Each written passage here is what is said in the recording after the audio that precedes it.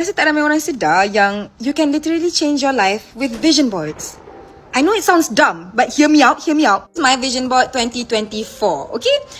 Amsterdam, iMac, conference, pergi Japan, savings 20k. And guess what? I got a scholarship to go to Amsterdam. Like, seluruh dunia punya scholarship tau. I seorang je yang dapat. iMac. I got a pink iMac. It's right in front of me. Tokyo, I dapat scholarship from Uniqlo untuk pergi Tokyo, and satu Malaysia ni 2 orang je dapat. I salah seorang.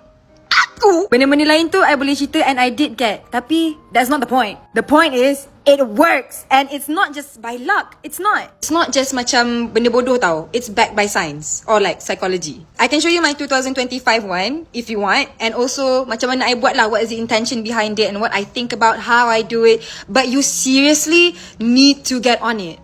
Life changing gila, sumpah. If you rasa macam hidup you tu tak achieve apa-apa kan, because you don't set out to get them, but you rasa macam tu je yang you mampu achieve, you takut Naim. That's your problem. So if you want to know how, boleh komen I would love to talk about this. I love talking about vision boards. I rasa macam memang life changing gila.